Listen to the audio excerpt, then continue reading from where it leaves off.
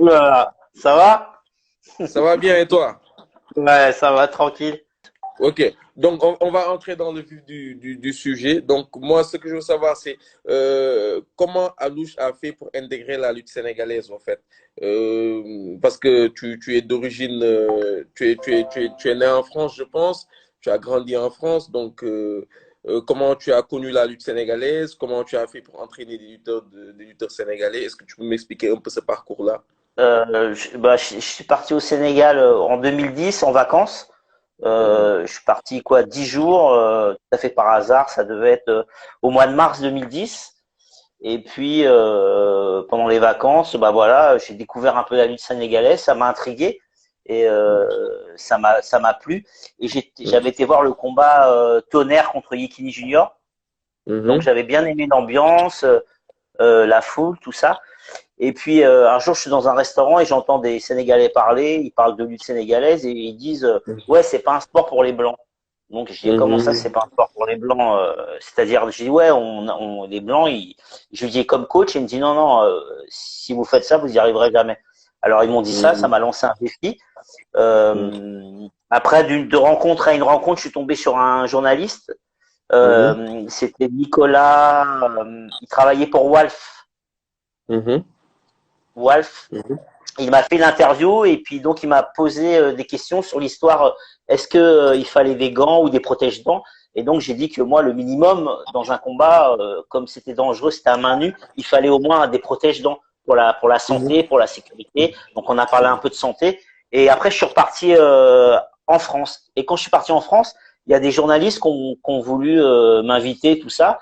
Donc j'ai le temps est passé et donc c'était au mois de mars et au mois de mai je suis revenu et donc là j'ai décidé de m'impliquer dans la lutte sénégalaise. Donc c'est là que j'ai rencontré d'abord la première écurie que j'ai fait, c'était l'écurie de Balaguer. Donc j'avais fait un test et pendant une journée, donc il m'avait donné rendez-vous, mais quand je suis arrivé au rendez-vous il y avait personne, donc il y avait pas beaucoup de monde, donc il y avait des jeunes, j'avais entraîné des jeunes. Donc le premier jour il y a plein de gens qui étaient venus parce qu'à Guédaoué il y a beaucoup de monde. Donc là j'ai vu qu'en connaissant pas trop la lutte, j'arrivais à donner des résultats, qu'il y avait de l'enthousiasme auprès des gens. J'avais bien aimé la mentalité, l'accueil des enfants, des gens, voilà. Bon après ça s'est parfait avec l'écurie Balaguer, puisque de rencontres en rencontre, je suis tombé sur Cathy Diop tout de suite avec Cathy Diop. Donc j'ai testé des premiers entraînements, c'était fin mai 2010 avec Malik Nyang, avec plein de jeunes, et puis Mhm. Endofen, Yekini Junior. Et donc là j'ai Mhm. décidé de prendre un appartement et de faire des allers-retours. Et c'est là que j'ai commencé. Voilà, on a préparé le combat contre Sokosim avec Malik, des allers-retours. Et il y a toute l'aventure dans le CLAF avec Malik Nyang, avec Mhm. Endofen, il y avait, je sais plus c'était quelle compétition, tu sais, il avait perdu contre Tyson 2 en finale. C'était aussi un espèce de tournoi. Je me rappelle plus du nom. Tu parles de Yekini 2? Non, non, je parlais d'Endofen qui était à Ndakaru et qui avait perdu en finale d'un tournoi contre Tyson 2 de chez Eumesen. Tu sais, c'était un tournoi en même temps que le C'est pas CLAF. Yekini 2 ou Mort Yekini? Non, Parce non, que non, moi, non, non, Endofen. Ednofen, ça doit être son vrai nom. Je sais pas son nom de lutteur. D'accord, Tu vois, il y a beaucoup d'amateurs. Ils vont me dire tout de suite il s'agit de qui. Mais d'accord, moi, je pense que ça doit être Yekini 2, hein. d'accord. Et Quelque chose du genre. il avait perdu contre Tyson en finale. Et puis bon, ensuite il y a toute l'histoire avec Malik Nyang. Mhm. Après j'avais arrêté un peu avec la lutte. Il y avait des conflits au sein de l'écurie Dakarou. Donc comme j'ai pas voulu m'en mêler, j'ai fait une aventure avec Eumesen pour son combat contre Gris Bordeaux. Je me suis occupé de son frère, aussi Tyson 2. Et puis voilà, de fil en aiguille, j'avais fait une saison avec eux. Et après, j'ai arrêté. Pendant 2 ans, je suis pas venu au Sénégal. Et quand je suis revenu, il y a eu l'histoire avec Corias et Grideux en 2017. Ok. 2017-2018. Là, tu as accéléré un peu le parcours dans la lutte Ouais. sénégalaise, mais moi, je voudrais un peu m'arrêter sur certains points. D'abord, je pense que le premier point, c'est c'est Malignant. Tu l'as préparé pendant combien de temps et pour combien de combats? Il y a eu son combat contre Sokosim, tous les combats du CLAF. Donc ça faisait 4 combats du CLAF. Le combat de Sokosim, ça fait 5. Il y a eu un combat après Clav qu'il a fait. Je me rappelle plus du nom du lutteur. Et après, moi, j'ai arrêté juste avant sa préparation contre Saties, puisqu'il était plus à l'écurie Ndakaru, il y avait des conflits pareils. Donc, j'avais fait une partie de la préparation de Saties et après, j'ai arrêté. Et bon, la préparation de Mabaldé, j'étais pas là. Et puis voilà, quoi.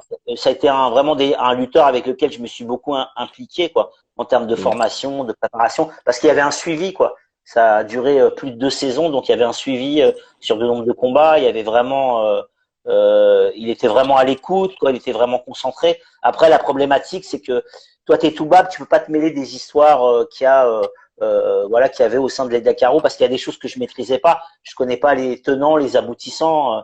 Donc c'est compliqué. Après, moi, je pouvais pas suivre Malik Niang parce que j'ai beaucoup de respect pour Cathy Diop. Donc j'ai préféré rester neutre et de pas me mêler de ces histoires. Ok. Et je pense que Alouche, il a connu Malik Niang un peu jeune lutteur parce que Malik Niang contre Sokosim, c'était même un petit combat. Et selon toi, quels étaient les défauts de Malik Niang en tant que lutteur? Qu'est-ce que tu as pu lui apporter dans sa carrière? Euh, Tu sais, chez les gens en général, tu as le côté émotionnel qu'on appelle la zone d'activation. Donc, dans le côté émotionnel, on le voit dans la religion, la prière, là on est en plein ramadan. Donc, c'est des périodes où on est sage, quand on sort d'une prière, ça nous apaise. Donc, on est dans une activation basse. Et quand tu montes l'activation, plus tu es énervé, plus l'activation elle est haute. Et le but, c'est de faire un réglage de tout ça, de bien régler le volume de l'activation quand tu dois la déclencher ou quand tu ne dois pas la déclencher. Et Malik, c'est un faux calme. C'est quelqu'un qui était très nerveux. Un peu comme Yekini Junior. Yekini Junior, il a ce problème. Yekini Junior, ça se trouve, c'est un des lutteurs les plus talentueux de l'arène, mais il n'arrive pas à gérer cette activation, cette nervosité. Donc, il y a eu un gros travail au niveau de la préparation mentale, de la gestion émotionnelle, de cette histoire d'activation qu'on a travaillé. Plus, moi, j'avais capté qu'il avait de la puissance en technique de frappe. Donc, et puis, il était grand, assez long, la même taille que Tyson. Donc, de lui donner vraiment les éléments tactiques de la boxe, mais pas la boxe-boxe. C'est la boxe adaptée à la lutte sénégalaise. Parce que moi, j'attache beaucoup d'importance aux techniques de lutte. Voilà, c'est important. C'est la priorité des techniques de lutte. La frappe, elle vient aider les techniques de lutte. Et donc, tu dois adapter les coups par rapport aux techniques de lutte. C'est ça qui est important. Donc, il y a eu tout ce travail-là. Il y a eu un travail aussi de préparation physique, de nutrition, en lui expliquant la manière dont il fallait qu'il mange, la manière dont qu'il récupère. Parce que c'est tous ces petits ateliers qui t'aident à être un sportif de haut niveau. On l'a vu avec Balagaï 2.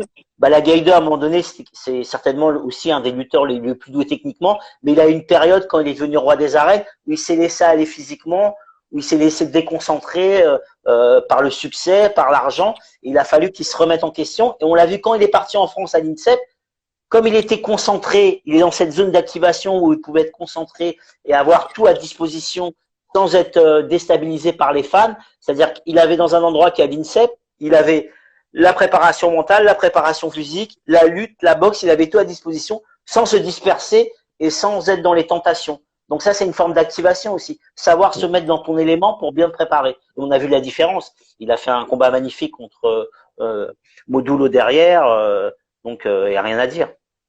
C'est très pertinent. Et aujourd'hui aussi, il y a des... Non, avant même cela, je voulais te demander, tu as parlé de nutrition. Tu as vu comment nos lutteurs mangent avec le tchèp tous les jours, l'huile, dans ce tchèp-là, beaucoup d'huile. Tu penses que c'est une très bonne alimentation ou quoi? Non, mais c'est pas ça. C'est que si tu manges que ça, à un moment donné, c'est obligé que tu vas avoir des carences en termes de vitamines.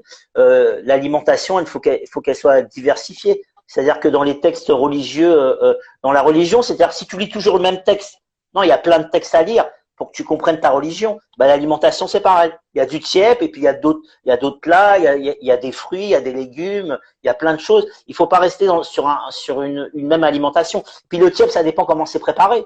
Il y a des gens qui le préparent bien, il y en a d'autres qui le préparent où il y a trop de gras, ça dépend de la manière de le préparer. Mais il faut pas, c'est pas une mauvaise alimentation, mais il faut la varier l'alimentation. Parce que tu es un sportif de haut niveau.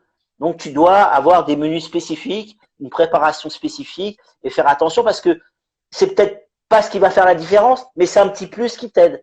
Tu vois, la préparation physique, la manière de récupérer, ton entourage, l'endroit où tu dors, s'il y a du bruit où tu dors, si ton lit c'est un bon lit. Tu vois, il y a plein de paramètres qui peuvent t'aider. C'est tous ces petits plus qui t'aident à optimiser ça. On le voit au jour d'aujourd'hui avec Modulo. Modulo, c'est pas un lutteur d'un gros gabarit, mais qu'est-ce qui a payé sur le temps? C'est ce sérieux, toujours. C'est peut-être pas le plus doué de l'arène, mais c'est quelqu'un qui est sérieux au fil des années et qui fait attention à plein de choses, aussi bien l'alimentation que l'entourage, que la manière de récupérer, que la concentration, voilà, et aussi de la remise en question, c'est-à-dire de faire des voyages, trouver des nouvelles techniques, changer ses méthodes d'entraînement. Il y a ce sérieux là qui est important. On est sportif de haut niveau, donc quand tu es sportif de haut niveau, tu dois toujours te remettre en question. Et ce qui est dur avec les lutteurs, c'est qu'il y a beaucoup de popularité au Sénégal. Tu t'es rapidement une star, déjà même quand tu es un petit lutteur, mais quand tu es un grand lutteur. Donc c'est pas évident émotionnellement, la gestion émotionnelle à gérer le succès, l'argent. Tu peux vite, tu peux pas attraper la grosse tête, mais tu peux vite te perdre. Donc il faut vite te recentrer avec des habitudes. Ok, en écoutant ton parcours, je me rends compte que tu as fréquenté au moins quatre écuries parce que tu as fréquenté l'écurie Balla Gaye, l'école de lutte Balla Gaye au tout début.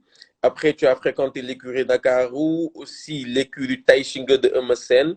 Et ensuite, Fass, c'est-à-dire tu as vu comment ils s'entraînaient, comment ils étaient en regroupement et tout ça. Et qu'est-ce que tu peux me dire sur ces écuries-là? Est-ce que, en général, selon toi, elles sont bien structurées? Est-ce qu'elles sont bien organisées? Est-ce que les entraînements sont bien faits? Est-ce qu'il y a assez de professionnels qui encadrent les athlètes? Alors Balla Gaye, j'ai pas pu juger parce que c'était qu'un entraînement dans l'écurie Balla Gaye 2 et qu'il n'y avait pas beaucoup de coachs. J'ai vu qu'il y avait par contre beaucoup de lutteurs. Il y avait beaucoup de lutteurs. Après, en termes techniques, j'ai pas pu juger, tu vois. Par contre, avec l'écurie Ndakaro et l'écurie Fass, il y a deux choses qui se ressemblent. C'est que il y avait vraiment, c'était des professionnels. Il y avait vraiment une équipe. Je te parle à l'époque quand il y avait Yekini, tout ça, avec Cathy Diop, Mbaye Cissé, il y avait vraiment une équipe de coachs. Il y avait une coordination. Tout le monde se parlait. Après, je pense que les histoires qu'ils ont eues avec les Yekini Junior et les Malik Niang, c'était des histoires d'ego, quoi, de ancienne génération, nouvelle génération. Mais en termes de méthodologie, d'organisation, c'est un peu comme Fass. Je trouve que c'est des écuries qui sont organisées, qui ont des entraîneurs. Après, je pense que le problème qu'ils ont, c'est des histoires de communication entre anciens lutteurs et nouvelle génération, ancienne génération. Il y a un problème de communication. On l'a vu avec Papasso, l'écurie Fass. On l'a vu par le passé, Ndakaro avec Yekini Junior, Malik Niang, où il y avait des conflits avec les vieux d'Ndakaro. Donc je pense que c'est des histoires de génération.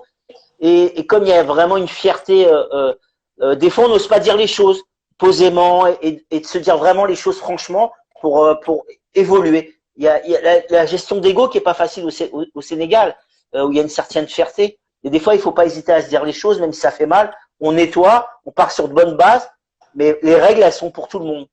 Et ça, c'est pas évident à faire. Mais sinon, en termes je pense que c'est juste ça le travail à faire. Sinon, les capacités des coachs, elles sont là. Il y a des grands coachs, aussi bien Ndakaro que à Fass. Okay. Après, à Taïchinger, je te finis juste sur Taïchinger. Taïchinger, c'était une jeune écurie. Donc, c'était pas aussi structuré que Ndakaro ou que Fass. À Taïchinger. Mais tu sentais déjà la qualité, en fait? Oui, oui, oui. Quant à Eumeu Sène ou Tyson 2, voilà, il y avait des coachs, mais comme c'était une nouvelle écurie, ça manquait que ça soit un peu plus structuré. Et je t'ai vu, tu as encadré Jordan lors de son combat contre Forza, un combat où il était donné, tout le monde le donnait perdant là pour ce combat-là. À l'époque même, il y avait Selbe Ndom qui avait déclaré que Jordan allait perdre le combat, alors que Selbe avait fait un sans faute sur plusieurs combats. C'était à ses débuts. Donc, tu avais encadré Jordan à l'époque. C'était quoi l'ambiance dans l'écurie lorsqu'on a déclaré que Jordan allait perdre son combat? C'était quoi l'ambiance? Non, en plus à l'époque il y avait une bonne ambiance entre Jordan et Eumeu Sène. Non, c'était une nouvelle écurie, donc il y avait une bonne ambiance. Après, avec Jordan, voilà, on a fait la même méthodologie qu'on avait fait avec Coria Serenian contre Libidor, c'est-à-dire ce travail que je t'expliquais tout à l'heure, d'améliorer les techniques de frappe adaptées à la lutte, mais aussi tout ce qu'il y a à côté, c'est-à-dire le soir comment tu manges, comment tu dors, comment tu récupères, la relaxation, l'imagerie mentale, c'est-à-dire tout ce qui est technique de visualisation. Il y a eu un gros travail comme ça, et puis aussi de bien isoler le lutteur, qu'il soit pas trop sollicité et qu'il ait une bonne récupération. Donc avec Jordan, j'ai utilisé la même méthode que j'ai utilisée avec Malik Niang et que j'ai utilisée avec Corias et avec Eumesen quand il a fait son combat contre Gris Bordeaux. Voilà, je pense que y a pas de magie. Il n'y a pas de magie. En vérité, il y a une expérience de Alouche, mais il n'y a pas de magie. C'est juste à un moment donné, il faut être focus sur son lutteur et être toute la journée avec lui pour éviter les sollicitations et que lui, il sente qu'il y a une générosité, une présence. On t'entend souvent parler de préparation mentale. C'est quoi l'importance de la préparation mentale? Est-ce que tu peux nous dire des combats où la préparation mentale a fait la différence? Gris Bordeaux contre Messen. Hein. On a vu que Gris Bordeaux, il pouvait gagner le combat et qu'à un moment donné, cette activation, il s'est énervé et il a perdu ses moyens.